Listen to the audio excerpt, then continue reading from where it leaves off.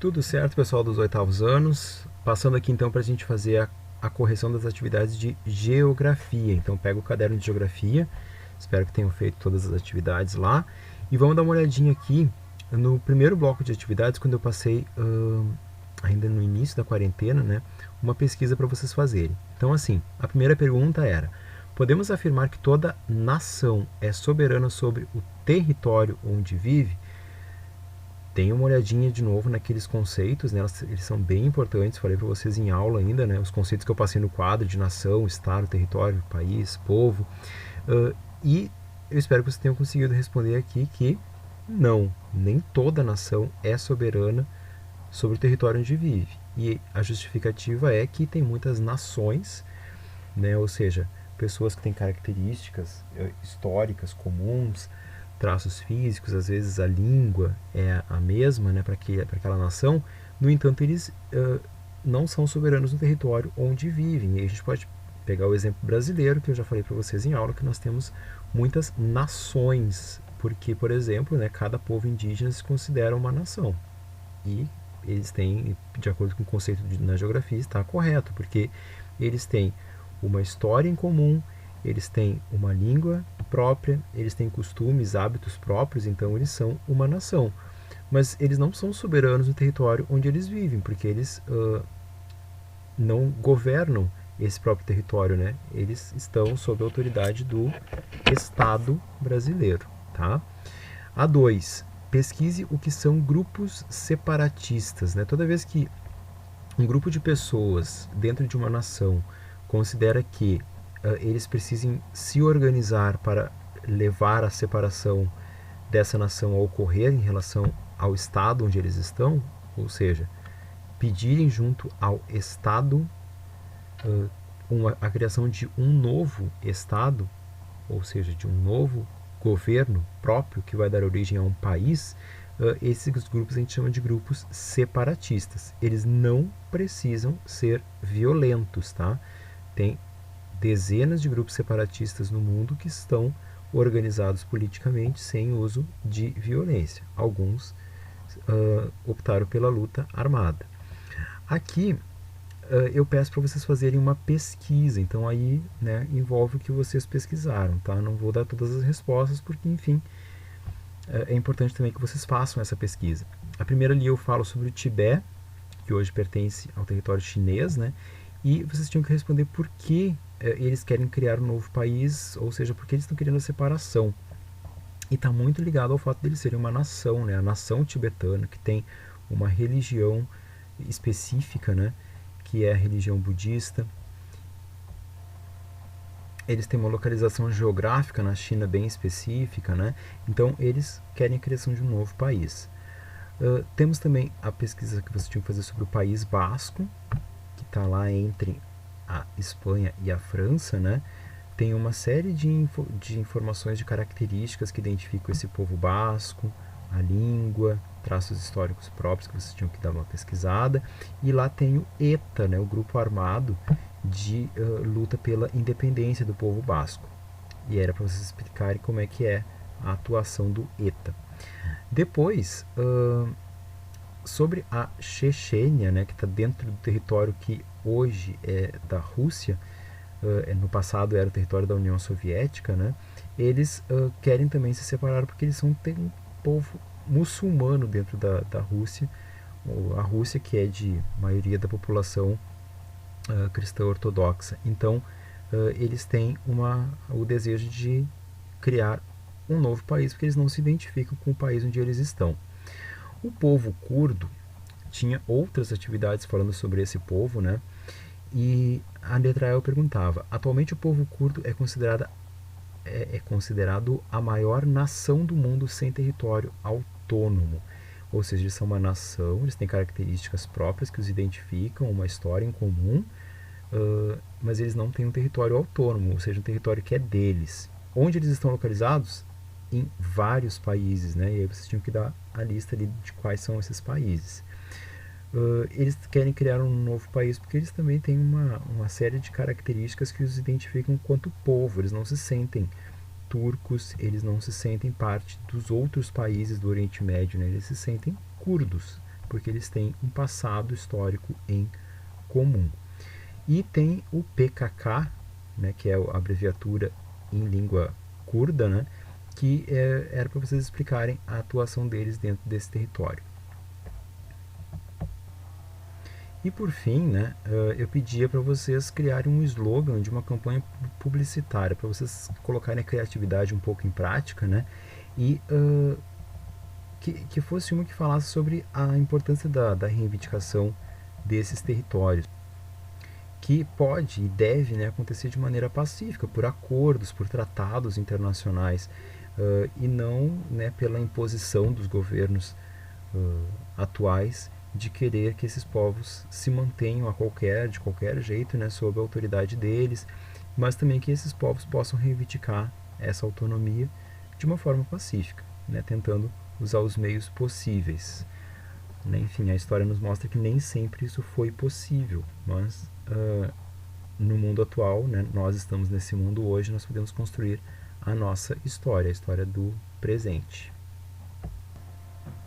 No segundo bloco de atividades, né, que eu enviei no início de abril, a primeira atividade era esse texto aqui que falava sobre os eternos encontros. Ampliando aqui, dá para a gente enxergar um pouquinho melhor. Aliás, quem não está conseguindo acessar as imagens que fique bem legível, pode me mandar mensagem ali no Messenger que eu envio para vocês a foto original, porque quando a gente passa ela para o Word ou para o PDF, ela desconfigura, ela perde a qualidade, então não dá para enxergar tão bem.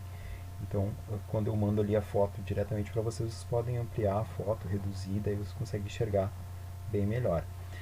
A primeira pergunta ali é que exemplo é utilizado pelo autor para mostrar que o encontro entre as culturas indígenas e não indígenas não ocorreu apenas na chegada dos primeiros europeus a essas terras. E ele vai dando vários exemplos que mostram que até hoje esses encontros acontecem. Eles foram acontecendo ao longo da história do Brasil e até hoje há um encontro da cultura indígena com a cultura não indígena, com a nossa cultura, por exemplo.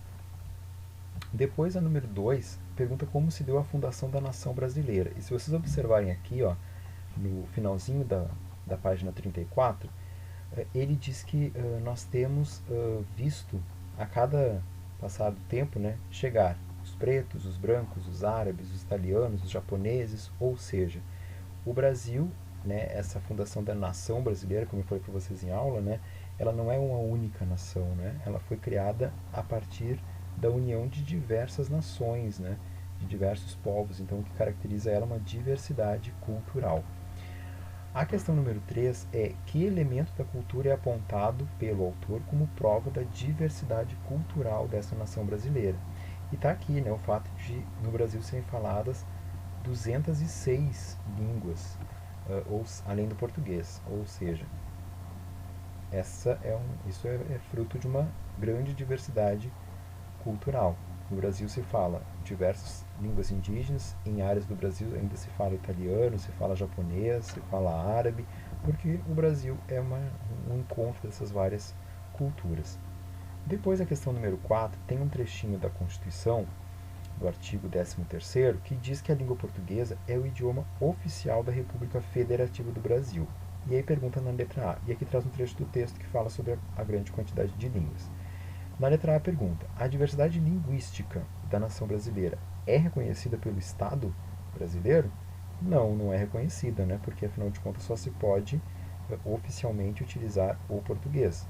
Lógico que não é reprimido o uso dessas línguas, mas apenas uma delas é oficial. E na sua opinião, por que isso ocorre? Bom, é a opinião de vocês, né? Mas isso ocorre porque os portugueses foram quem colonizaram esse território. Na letra B, quais são os significados sociais e políticos do reconhecimento de uma língua como oficial?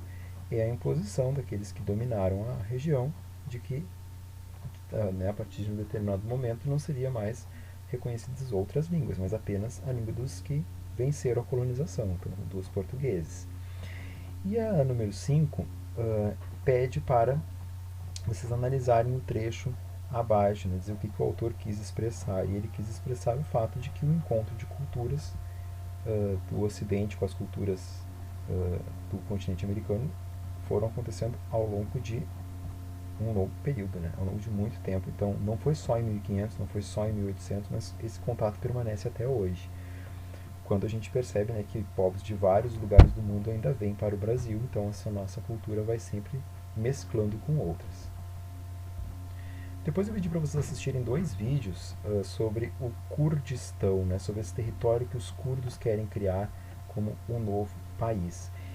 E aí, enfim, o vídeo vai mostrando, né, essas informações. Por exemplo, os 3 fatores que dificultam o surgimento é falado no vídeo ali bem no finalzinho, né, é listado ali os 3 motivos para a definição do Kurdistão como um novo país. Aliás, recomendo que vocês assistam esse vídeo de novo antes de fazer a avaliação diagnóstica, porque ele é um vídeo curtinho, né, que não é tão longo assim, e ele resume bem todas as informações sobre o Kurdistão. E o outro é uma reportagem, então ele é um pouquinho maior, né, e ele vai... Eu coloquei aqui as perguntas na ordem em que elas vão aparecendo no vídeo, até para facilitar. Eu imagino que eu não tenha tido grandes dificuldades, mas se vocês não entenderam alguma pergunta, enfim, a forma como eu fiz a pergunta, ou tenho dificuldade de identificar isso lá na reportagem, me manda mensagem que eu tiro a dúvida de vocês. Seguindo aqui o terceiro bloco de atividades de geografia, eu vou dando continuidade à matéria, né, falando sobre relações entre os países. E aí nós temos relações bilaterais entre os países, ou seja, quando há um acordo, uma relação de interesse de comércio, enfim, de segurança internacional, de imigração entre 2 países, como por exemplo um acordo do Brasil com os Estados Unidos, é uma relação bilateral, porque ela é entre 2 países. Ou ela pode ser uma relação multilateral, quando ela envolve 3 ou mais estados, como por exemplo, se a gente for pensar no Mercosul, né, que envolve Brasil, Argentina, Uruguai, Paraguai e outros países, a gente tem uma relação multilateral, porque ela envolve vários países fazendo acordos em conjunto. E houve a criação de alguns organismos, né, após a Segunda Guerra Mundial, porque, né, no final do conflito, os países que integraram o conflito, mesmo aqueles que não integraram, sentiram os efeitos da guerra, né, eles perceberam que era fundamental garantir a ordem internacional. Então eu estou respondendo ali a pergunta número 2, garantindo a ordem internacional, entre eles a manutenção da paz, a proteção ao meio ambiente, o respeito aos direitos humanos, como maneiras de entender que era necessário construir uma nova cultura, uma cultura de paz no mundo, né, para evitar o surgimento de uma nova guerra. Então estou respondendo aqui a número 2, né, quais valores foram considerados fundamentais pelos países após a Segunda Guerra. A questão número 3 pede a diferença entre o Banco Mundial e o FMI. Então aqui, né, o Banco Mundial, ele está ligado, né, à ideia de reconstrução e desenvolvimento lá no pós-guerra, e o FMI é um outro órgão daí, que é o Fundo Monetário Internacional. Eles são diferentes, tá? Mas aqui explica a diferença entre eles, ó. O FMI, ele fornece empréstimos a países com dificuldades financeiras, principalmente a países mais pobres, né, ou países que estão se recuperando de uma crise, impondo-lhes condições para repassar o dinheiro, às vezes exigindo lá que, para que o dinheiro possa ser emprestado, que algumas medidas sejam adotadas no país. E o Banco Mundial, ele utiliza critérios próprios para a concessão de recursos, mas eles são destinados a obras e empreendimentos em países em desenvolvimento e menos desenvolvidos. Ou seja, o Banco Mundial ele tem mais um trabalho de fomentar o crescimento, estimular o crescimento dos países que ainda não são países desenvolvidos. Sobre a ONU então é a Organização das Nações Unidas. Ela foi criada imediatamente, né, após a Segunda Guerra Mundial, com o objetivo de manter a paz e a segurança internacionais. Então era uma forma dos países que venceram a guerra poderem organizar o mundo nessa reconstrução dele pós-guerra, né, e aí evitar um novo conflito. Então, para isso foi criada a ONU lá em 1945. Depois eu peço ali para vocês explicarem a função de alguns dos órgãos da ONU, né, que estão aqui. Então, na verdade, é só verificar ali do lado qual é a função de cada um deles. No texto que segue aqui, eu comento de um desses programas da ONU, né, que é o do estímulo a pequenos produtores na África, né, um continente onde a pobreza, né, no sul da África é muito grande, e ligado ao fornecimento de alimento para escolas, né? Então une dois projetos, né, que é o projeto de combate à fome e o projeto de que está ligado à educação. E aí eu peço para vocês analisarem então a reportagem. Para terminar então o último bloco das atividades, né, o bloco 4 de atividades, eu avanço no conteúdo para a gente poder falar um pouquinho sobre regionalização do espaço geográfico, né, as várias maneiras que nós temos de dividir o mundo por regiões. A gente está acostumado a dividir o mundo em continentes, mas a partir de agora a gente vai falar de outras formas que a gente tem para regionalizar esse mundo, para dividi-lo em regiões. Daí eu questiono aqui qual o critério usado para regionalizar o mundo no mapa AC.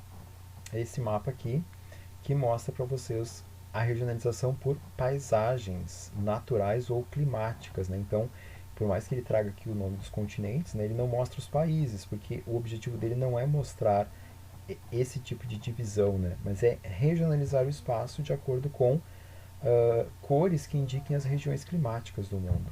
Então, o verde, onde está boa parte do Brasil, está na região de clima tropical, ou onde nós estamos, né, aqui no amarelo, uma região de clima temperado e subtropical. Então a gente percebe que nós temos a mesma cor, por exemplo, de parte da América do Norte, de parte da Europa, de parte da Ásia, da África e da Oceania. Ou seja, o objetivo desse mapa é regionalizar o mundo por clima, né, por condições climáticas. E a pergunta C está no texto, né, quais os dois grandes centros de poder surgidos após a Segunda Guerra Mundial. Ele comenta aqui, né, de um lado os Estados Unidos da América e de outro a União Soviética. Vai ser então o que a gente vai chamar de divisão bipolar, tá? E essa divisão bipolar ela vai ser muito importante para nós entendermos inclusive o mundo atual, né? Porque o mundo atual é resultado de muita coisa que aconteceu pós Segunda Guerra, né? A divisão do mundo entre países capitalistas e países socialistas. Então, essa disputa ideológica, né, que começa após a Segunda Guerra Mundial entre os dois grandes vencedores da guerra, né, Estados Unidos e União Soviética, vai mostrar a divisão do mundo entre países que concordavam com o modelo de acumulação de capital que era próprio do capitalismo e os outros países que concordavam com outro sistema, né, o sistema socialista iniciado lá na União Soviética durante a Primeira Guerra ainda e que acabou se expandindo por vários países ali da volta, né, e depois passou também a ser seguido por países de outras partes do mundo. E aí eu questiono o que foi a Guerra Fria. Essa página 29 que fala sobre isso, né? Foi basicamente a disputa pela hegemonia, ou seja, para ver quem manda no mundo, né?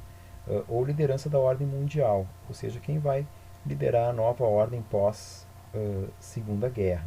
E ela foi um confronto indireto entre as duas superpotências, porque em nenhum momento houve uma disputa direta, né, um ataque dos Estados Unidos à União Soviética ou da União Soviética aos Estados Unidos. Mas ela foi uma série de conflitos paralelos, né, que aconteceram em várias partes do mundo, onde se disputou se o modelo que se seguiria no mundo era o capitalismo ou o socialismo. Não preciso dizer para vocês quem foi que venceu, né? Porque afinal de contas hoje praticamente o mundo inteiro é capitalista. E aqui eu indico para vocês uma página que fala sobre outro tipo de regionalização, que é em países desenvolvidos e países subdesenvolvidos. Essa nova forma de regionalização, ela já inicia lá após a Segunda Guerra, mas ela fica muito mais evidente após o fim da União Soviética, porque daí não tem mais países tipicamente socialistas no mundo, né? Eles podem até adotar uma forma de governo, uma organização política socialista, mas economicamente todos eles estão integrados à nova ordem mundial capitalista. Então, aqui a pergunta é sobre o mapa que é mostrado aqui, perguntando quais regiões do mundo são consideradas desenvolvidas e quais são consideradas subdesenvolvidas, né? Então dá para ver que pelas cores, né, os países desenvolvidos, na América nós temos Estados Unidos e Canadá apenas, Toda a Europa é considerada desenvolvida e aqui nós temos a Rússia, né, também pode ser considerada desenvolvida de acordo com esse mapa. E aqui a Austrália e a Nova Zelândia. O resto do mundo é considerado subdesenvolvido. Então, a América Latina, a África e todo o sul da Ásia, parte da Oceania, são considerados subdesenvolvidos. O que isso quer dizer? Que está abaixo do nível de desenvolvimento. Nessa outra página, eu apresento para vocês a regionalização em primeiro mundo, segundo mundo e terceiro mundo. E aí aqui no texto dá uma explicadinha sobre o que é isso, né? Um país de primeiro mundo é um país capitalista desenvolvido, né? Por exemplo, durante o período em que se usou essa regionalização, a gente pode dizer que os Estados Unidos era um país de primeiro mundo. Hoje a gente não utiliza mais esses termos, tá, na geografia, porque essa regionalização caiu em desuso. Por quê? Porque o segundo mundo era formado por países socialistas de economia planificada. E hoje praticamente não tem mais nenhum país no mundo que siga esse modelo. Então não dá mais para a gente falar em segundo mundo, tá? Mas aqui seriam os países pintados em amarelo, tá? China, a União Soviética, a Mongólia, a Coreia do Norte, vários países da África, Laos, Vietnã, países que hoje adotam um sistema misto, né? Que pode ser governados por um partido socialista ou por um partido comunista, mas que na prática adota economia capitalista, porque no mundo atual, na globalização, não tem como seguir economicamente funcionando o país fora desse sistema capitalista. E o terceiro mundo seria os países pobres, os países capitalistas subdesenvolvidos, que estão os pintados aqui em roxo, né? O Brasil era considerado, quando se usava essa regionalização, um país de terceiro mundo. Então o Brasil está junto aqui com todo o resto da América Latina, com boa parte da África e com boa parte do sul da Ásia. Tem uma outra forma de regionalizar o mundo que não utilizamos tanto na geografia, porque a gente percebe que hoje esse critério ele é um pouco incorreto, né? Ele não está bem, não é uma divisão muito justa, porque se a gente observar, ele divide em países do norte e países do sul. Só que, se a gente seguir a Rosa dos Ventos, né, tem países do sul que são considerados economicamente países do norte. Por quê? Porque essa linha que divide o que é o norte e o que é o sul economicamente, na verdade não segue o hemisfério, né? Não está pela linha do Equador. Então ele considera que os países ricos seriam países do norte e os países pobres seriam os países do sul. Só que a Austrália e a Nova Zelândia, enfim, né? Vocês podem perceber aqui que elas estão no sul do planeta, mas elas são consideradas países do norte. Então esse tipo de regionalização nós também não usamos mais. Eu só trouxe aqui porque estava ali no livro de vocês para mostrar que existem outras formas de regionalizar o mundo. Outras formas de dividir o mundo já foram utilizadas na história. E aí nas últimas perguntas, né, na letra J eu pergunto por qual razão a regionalização do mundo em países do norte e países do sul não corresponde à realidade atual. E o texto fala aqui, né, que países como Coreia do Sul, Singapura e Israel realizaram grandes progressos econômicos e sociais e hoje apresentam indicadores sociais semelhantes aos dos países desenvolvidos. Aqui diz quais são esses índices. Então, eles são países que poderiam, né, ser incluídos nesse grupo do norte. Então, na verdade, ele não leva muito em consideração mais a regionalização por questão geográfica, né, por Rosa dos Ventos, mas ele observa questão econômica. Então hoje a gente já não usa mais essa divisão norte e sul, a gente tenta falar um pouquinho mais sobre países desenvolvidos, subdesenvolvidos. E a letra K é qual o papel da América Latina e da África na divisão internacional do trabalho. Está destacado aqui na divisão internacional do trabalho, e aí que explica que tanto a América Latina, onde nós estamos, e a África estão na condição de fornecedores primários, né? Desde o início lá da colonização desses territórios, onde a gente vendia produtos primários, ou seja, café, cacau, cana-de-açúcar, carne para os países desenvolvidos. Além disso, extração mineral, minério de ferro, prata, estanho, cobre e também de extração vegetal, madeira, celulose. Então, dentro dessa divisão internacional do trabalho, a função da América Latina e da África sempre esteve ligado à exportação de matéria-prima. Tá? Com o passar do tempo, né, isso tem aos poucos mudado, porque tem crescido a industrialização e o avanço tecnológico na América Latina e na África, mas a gente ainda está num papel de subdesenvolvimento, ou seja, a gente ainda fica um pouquinho atrás dos países desenvolvidos, aqueles países que antes eram chamados de países de primeiro mundo, certo? São questões bem reflexivas em cima dos textos, né? É bem complicado falar desses assuntos rapidinho, porque são assuntos que envolvem muita discussão, que envolvem bastante análise de dados e tal. Então, ainda algo que a gente tem que se adaptar para esse período de quarentena. Então, se ficou dúvidas, perguntem, mandem mensagem para tirar as dúvidas, certo? Quando a gente voltar às aulas, tudo isso aqui vai ser retomado. Se for o caso, volta em algumas partes do vídeo para poder acompanhar melhor. E faz ali o teste que eu deixei no final, para vocês verem como é que está a compreensão de vocês. E aí vocês podem perceber, né, se compreenderam bem ou não. Então, se não tirar uma boa nota, sinal de que precisa dar mais uma estudadinha nesses conteúdos aqui. E a gente vai retomando aos poucos e na volta das aulas, que a gente ainda não sabe quando é, vocês vão poder retomar ainda melhor, certo? Um abraço então e até o próximo vídeo.